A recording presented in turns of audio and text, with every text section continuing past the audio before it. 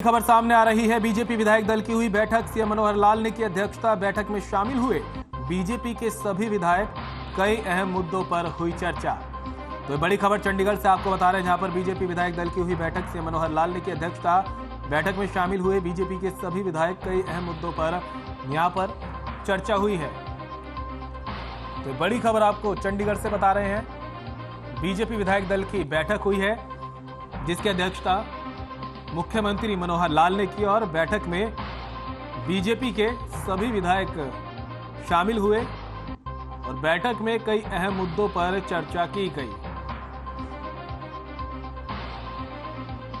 चंडीगढ़ में बीजेपी विधायक दल की बैठक हुई, जिसकी अध्यक्षता सीएम मनोहर लाल ने की और बैठक में बीजेपी के सभी विधायक शामिल हुए, जिसमें आगामी चुनाव समेत कई अहम मुद्दों पर चर्चा की गई।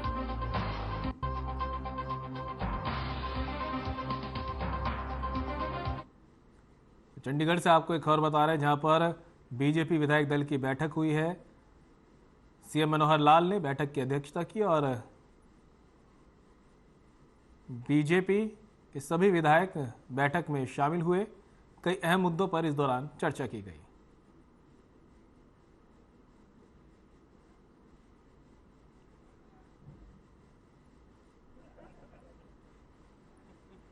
देखिए, फीडबैक तो लगातार लेते रहते हैं। एक नया और हमने शुरू किया। आज अंबाला लोकसभा की मीटिंग थी, जिसमें 9 विधानसभा के क्षेत्र के कार्यकर्ता भी आए हुए थे और हमारे वहाँ के जनप्रतिनिधि भी थे, और सभी विभाग के लोगों के साथ बैठकर जो जो योजनाएं चल रही थी वो गति उसको मिल सके, उस पर डिस्कशन हुआ है।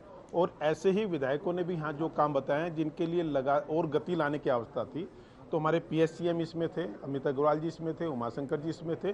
उन सबको जहां जहां फ़ोन करने थे, साथ साथ वो फ़ोन भी किए गए हैं।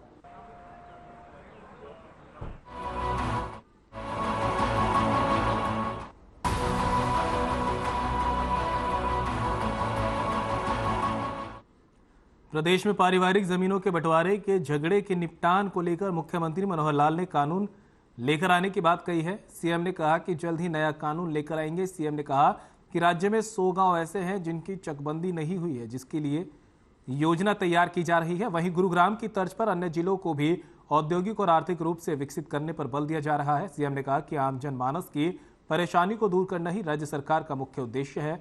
बेरोजगारी और कर्ज को लेकर विपक्ष का गणित कमजोर है।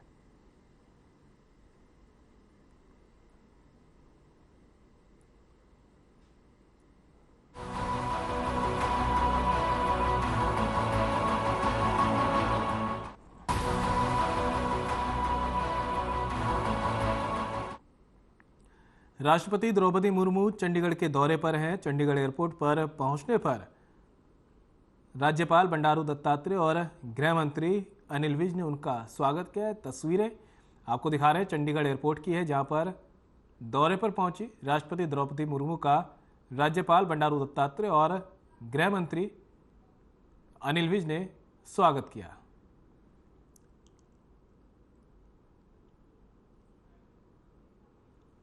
चंडीगढ़ एयरपोर्ट की तस्वीरें आपको दिखा रहे हैं। बता दें कि राष्ट्रपति द्रौपदी मुर्मू दौरे पर है और जब वो चंडीगढ़ एयरपोर्ट पहुंची तो उनका स्वागत करने के लिए राज्यपाल बंडारू दत्तात्रेय और प्रदेश के गृह मंत्री अनिल विज पहुंचे और उनका गर्मजोशी से स्वागत किया गया।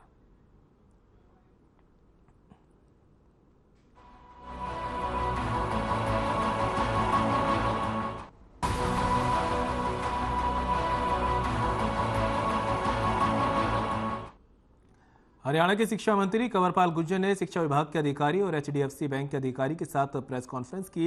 इस अवसर पर स्कूल शिक्षा विभाग के निदेशक Anshaj Singh, HDFC group head Arvind Vohra सहित स्कूल शिक्षा विभाग के अधिकारी और एचडीएफसी बैंक के अधिकारी मौजूद रहे। इस दौरान शिक्षा मंत्री कंवरपाल गुर्जर ने बताया कि शिक्षा विभाग द्वारा एचडीएफसी बैंक के साथ निःशुल्क बीमा योजना के लिए समझौता ज्ञापन करार किया गया है, जिसके तहत कर्मचारी अपने वेतन खाते को एचडीएफसी बैंक में स्थानांतरित करवाते हैं तो उसे बदले में उनके लाभ मुफ्त में मिलेंगे, जिसमें 50 लाख रुपए का दुर्घटना मृत्यु बीमा भी शामिल है। साथ ही उन्होंने बताया कि एचडीएफसी बैंक द्वारा सीएसआर कार्यक्रम के तहत राज्य के 103 विद्यालयों में स्मार्ट क्लासरूम की स्थापना करने के लिए भी समझौता किया गया है, जिसमें प्रदेश के महत्वाकांक्षी डिजिटल शिक्षा कार्यक्रम में एचडीएफसी का बहुत बड़ा सहयोग होने वाला है।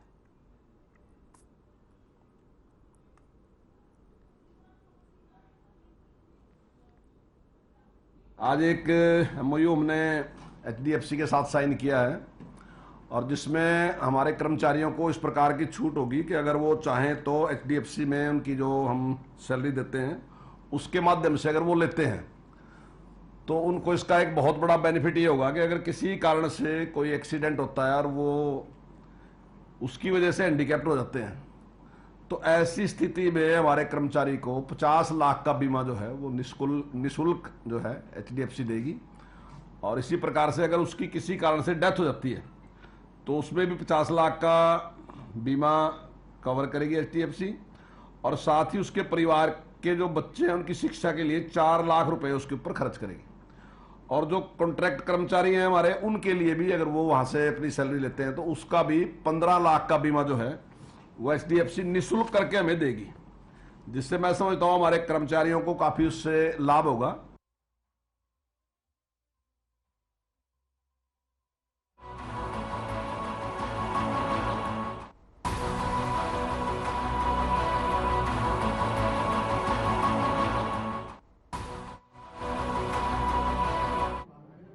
गुरुग्राम दिल्ली बॉर्डर से टैक्सी चालक की धुनाई का वीडियो सामने आया है। रॉन्ग साइड से आने पर महिला ने टैक्सी चालक को थप्पड़ और चप्पलों से पीटा। वहीं महिला के साथ एक टैक्सी चालक भी, दूसरे टैक्सी चालक साथ यहां पर हाथापाई करता भी नजर आया है। मारपीट और लड़ाई का पूरा वीडियो सोशल मीडिया पर वायरल हो गया। वीडियो कापसेड़ा बॉर्डर की सोमवार शाम 6 बजे का बताया जा रहा है।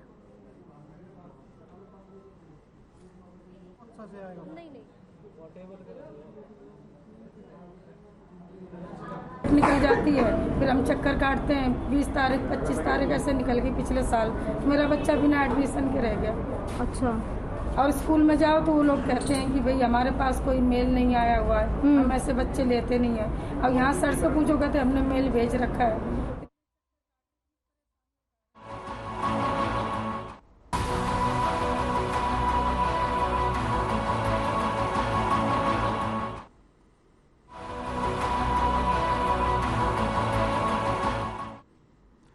एक तरफ हरियाणा सरकार सभी के शिक्षा के अधिकार की बात करती है तो दूसरी तरफ गुरुग्राम में बच्चे शिक्षा के लिए तरस रहे हैं। आपको बता दें, शिक्षक अधिकार अधिनियम 2003 के मुताबिक EWS कैटेगरी के बच्चों को प्राइवेट स्कूलों में एडमिशन का अधिकार दिया गया है, लेकिन कुछ ऐसे स्कूल भी हैं जो सरकार के नियमों की अवहेलना करते हैं। गुरुग्राम के कई ऐसे प्राइवेट स्कूल हैं जो EWS कैटेगरी में आने वाले बच्चों को मोटी फीस के चलते एडमिशन देने से इनकार कर देते हैं। इन लोगों की शिकायत है कि इन्होंने BO ऑफिस के भी चक्कर लगाए, लेकिन मिला तो सिर्फ आश्वासन, जिसके बाद आज ये लोग गुरुग्राम के DC ऑफिस पहुंचे और DC को ज्ञापन दिया।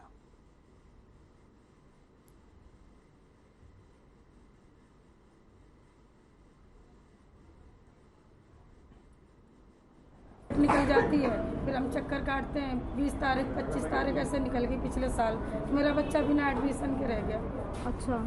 और स्कूल में जाओ तो वो लोग कहते हैं कि भाई हमारे पास कोई मेल नहीं आया हुआ है, हम ऐसे बच्चे लेते नहीं है। और यहाँ सर से पूछो कहते हमने मेल भेज रखा है।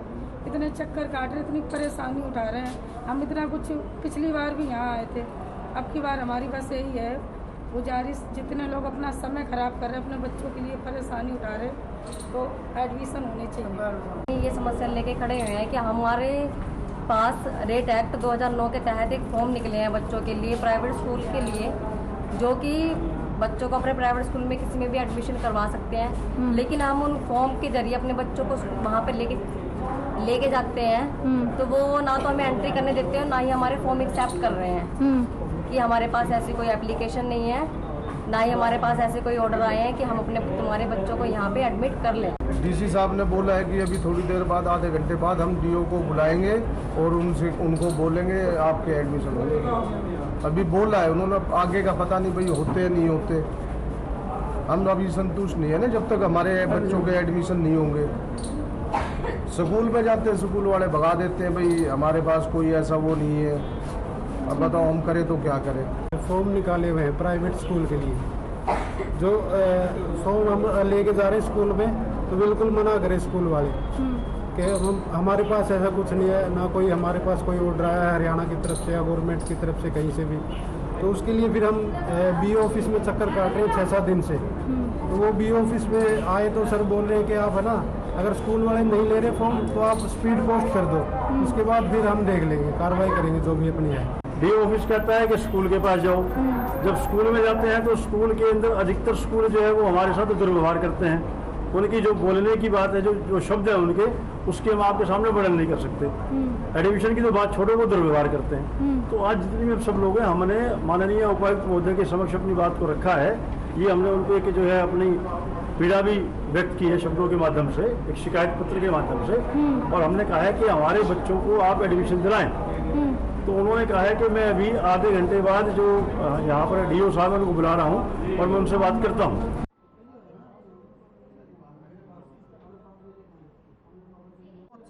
नहीं।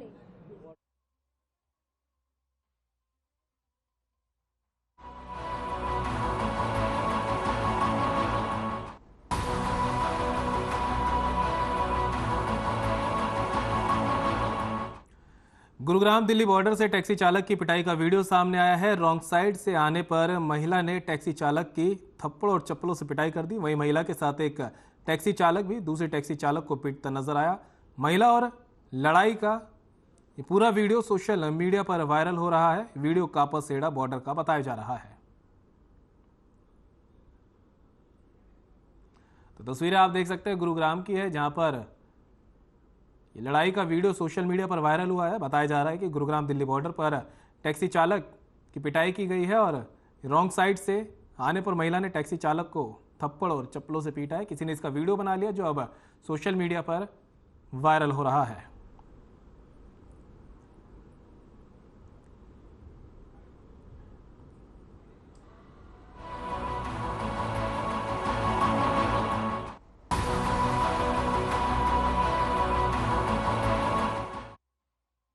दल के नेता और विधायक अभय चौटाला ने बीजेपी सरकार पर तीखा जुबानी हमला किया है। अभय का कहना है कि बीजेपी सरकार ने युवाओं को नशे की तरफ धकेलने का काम किया। उन्होंने कहा कि सरकार ने युवाओं के साथ धोखा किया है। आगे बीजेपी ने युवाओं को रोजगार नहीं दिया। उन्होंने कहा कि इनेलो सरकार बनने पर युवाओं को रोजगार देने का काम किया जाएगा।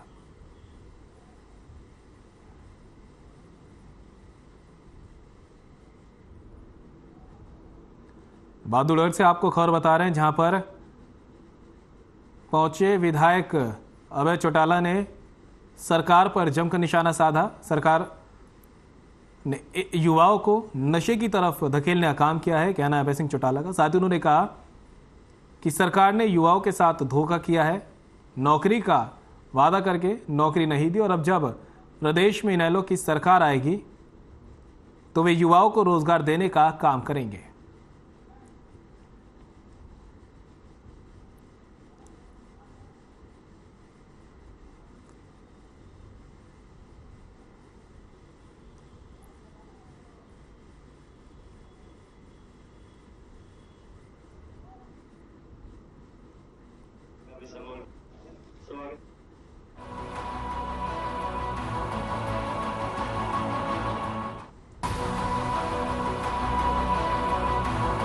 सीएम उड़नदस्ता, खुफिया विभाग और फूड सेफ्टी विभाग के अधिकारियों ने बल्लभगढ़ की सब्जी मंडी में पनीर की दुकान पर छापेमारी की। छापामारी में फूड सेफ्टी विभाग की टीम ने 210 किलो पनीर बरामद किया है।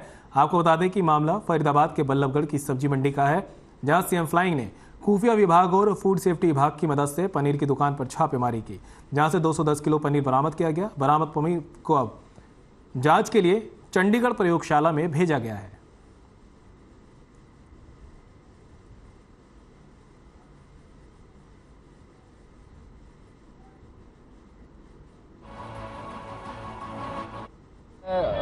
फूड डिपार्टमेंट की तरफ से संयुक्त रेड है यहाँ पर बल्लभगढ़ सब्जी मंडी के अंदर, जहाँ पर हमें लगभग 210 किलो पनीर के आसपास यहाँ पे बरामद हुआ है, जिसके हमने 2 अलग अलग जो डब्बों में रखे हुए थे पनीर, दोनों के सैंपल हमने ले लिए।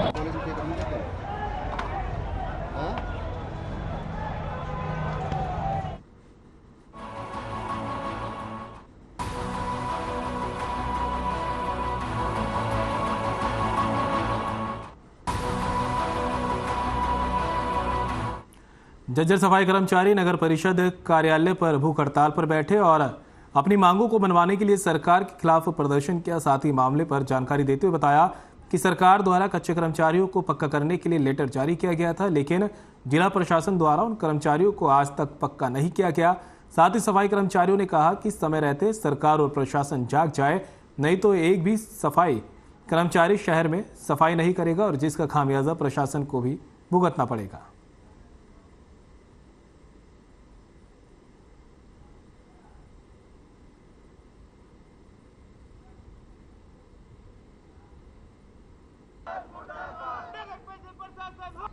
सरकार से पूरा हरियाणा के सफाई कर्मचारी हड़ताल पर रोडों पर उतरकर सरकार से मांगे मनवाई गई थी और सरकार ने 19 सूत्रीय मांगे में से 2 मांगों का लेटर जारी कर दिया। एक तो जो कच्चे कर्मचारी हैं उनको पक्का किया जाए और एक कच्चे कर्मचारियों की LTC।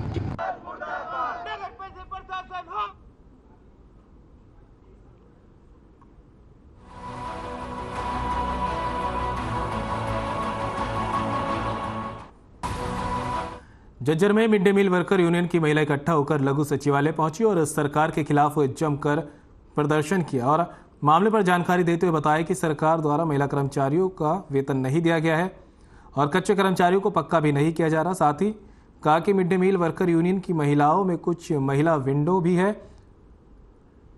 सरकार को इन महिला कर्मचारियों के बारे में देखना चाहिए कि महिला कर्मचारी खाना बनाने का काम स्कूलों में करती है, लेकिन प्रशासन भी अपनी अठधर्मिता अपनाते हुए कर्मचारियों की मांगों को पूरा नहीं कर रही। साथ ही कहा कि अगर आने वाले समय में उनकी मांगें पूरी नहीं की गई तो वे एक बड़ा प्रदर्शन भी करेंगे, जिसका खामियाजा प्रशासन को ही भुगतना पड़ेगा।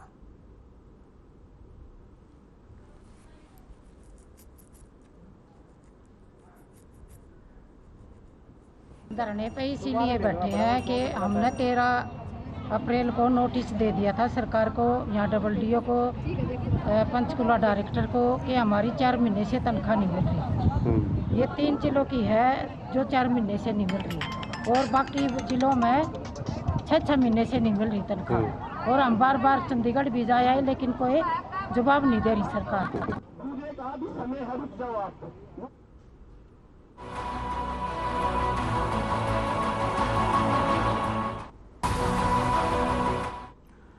All India senior badminton ranking tournament में हरियाणा के खिलाड़ियों ने अच्छा प्रदर्शन किया। मेन सिंगल और वुमेन सिंगल में हरियाणा के खिलाड़ी दूसरे स्थान पर रहे। मेन सिंगल का खिताब और पहला स्थान मणिपुर के मैसनाम मीराबा ने हासिल किया। मैसनाम ने हरियाणा के भरत राघव को 21-12 और 21-11 के 2 सीधे सेटों में हराया है। वहीं वुमेन सिंगल में उत्तराखंड की अदिति भट्ट ने पहला और हरियाणा की उन्नति हुड्डा ने दूसरा स्थान हासिल किया है। अदिति भट्ट ने फाइनल मुकाबले में उन्नति हुड्डा को 21-14 और 21-17 के अंतर से मात दी। मैसनाम और अदिति हुड्डा का कहना है कि प्रतियोगिता जीतने से वो उत्साहित है और अब ट्रायल जीतकर एशियन बैडमिंटन चैंपियनशिप में भी वो लोग हिस्सा लेंगे।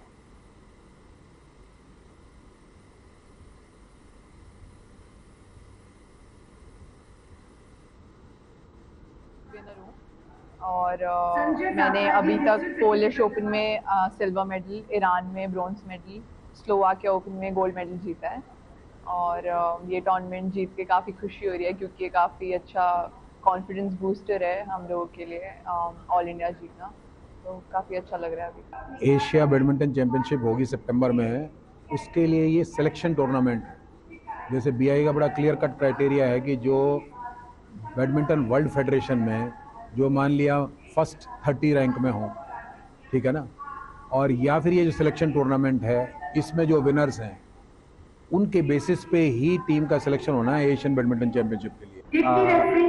हरियाणा का जो टूर्नामेंट हुआ उसमें मैं नंबर 1 पोजीशन लेके आया हूँ, तो खुशी है मेरे को खास। मैं रेगुलरली प्रकाश पडुकोन बैडमिंटन अकेडमी बेंगलोर में जो अकेडमी है उसमें प्रैक्टिस करता हूँ बचपन से, तो सारे कोचेस और मेरा वो लोग से बहुत ग्रेटफुल हूँ मैं कि वो लोग ने मेरे को बहुत मदद किया है और इधर तक पहुँचने के लिए, तो मैं अच्छा लगा मेरे को।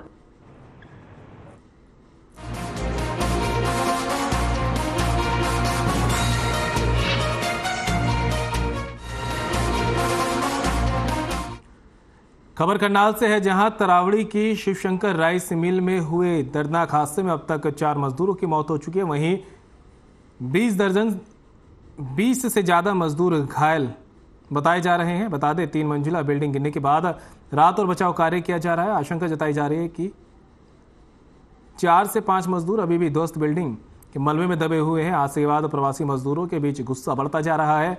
मामले को लेकर डीसी करनाल अनीश यादव और एसपी शशांक कुमार ने जानकारी दी। हादसे में बिल्डिंग में करीब 150 मजदूर उस दौरान मौजूद थे। बिल्डिंग गिरने की वजह से 4 मजदूरों की मौत हो गई, जबकि 20 से ज़्यादा मजदूर घायल हैं। ध्वस्त हुई बिल्डिंग के स्ट्रक्चर और हादसे की जांच के लिए कमेटी गठित की गई है। साथ ही राइस मिल मालिकों के खिलाफ कानूनी कार्रवाई की जाएगी। वहीं दूसरी तरफ सरकार ने मृतक के परिजनों को 8-8 लाख रुपए और घायलों को 1-1 लाख रुपए की आर्थिक मदद का ऐलान किया है।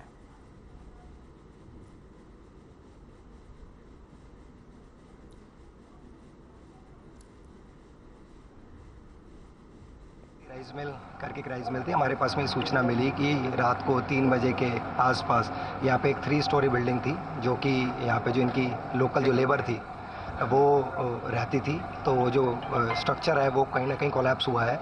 और इसके बाद में हमारे टोटल जो इंजर्ड जो व्यक्ति है उनकी संख्या 20 है। सभी की हमने जो मेडिकल केयर फैसिलिटीज़ हैं उनको सभी रिस्पेक्टिव इंस्टीट्यूशंस में हमने एडमिट करवा दिया है और उनकी देखरेख करी जा रही है। इसके अलावा 4 ऐसे व्यक्ति पाए गए जिनकी मौके पे मौत हो गई है। तो रेस्क्यू अभी भी चल रहा है सर? रेस्क्यू अभी भी चल रहा है, पर हमने जो भी इंडिविजुअल्स यहाँ पे रहते थे उनको अकाउंट फॉर करा है।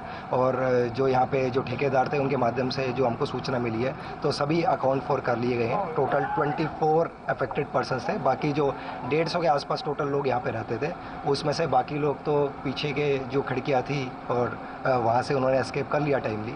तो बाकी 24 में से 20 are injured and 4 are dead. का विषय कि ऐसी घटना हुई है, बट जो भी कार्रवाई पुलिस की तरफ से बनती है वो करेंगे। मौके पे पहुंच के हम लोगों ने रेस्क्यू ऑपरेशन चालू किया। एडमिनिस्ट्रेशन की टीम पूरी यहाँ पे थी, हॉस्पिटल्स वगैरह सारे एक्टिवेट कराए गए, डॉक्टर्स पहुँचे वहाँ पे। और जो भीड़ इकट्ठे गई है उससे भी हम लॉ एंड ऑर्डर काबू में रख रहे हैं। एनडीआरएफ की टीम और एसडीआरएफ की टीम भी पहुँच रही है, बट अभी तक जो हमें पता चला है कि वही 20 की इंजरी है और 4 डेथ है और सारी गिनती करवा ली गई है। तो अभी कोई मिसिंग नहीं है, कोई मिसिंग पर्सन। तो नो मोर इंजरी फैटेलिटीज एक्सपेक्टेड। बाकी रेस्क्यू ऑपरेशन वो जो मलबा वगैरह है उसका हटाने का काम चल रहा है, जो कि पूरा दिन लगेगा कम से कम। और उसके बाद जो डीसी साहब ने जो कमेटी गठित की है उनके रिपोर्ट का भी इंतजार रहेगा। उसके कोई कार्रवाई वगैरह भी की जाएगी? बिल्कुल, जैसे शिकायत आई कार्रवाई करेंगे। और जैसे कि डीसी साहब की कमेटी की जो रिपोर्ट है वो भी आ जाएगी 2 दिन के अंदर। तो उसके हिसाब से जो लीगल कार्रवाई होती है बिल्कुल।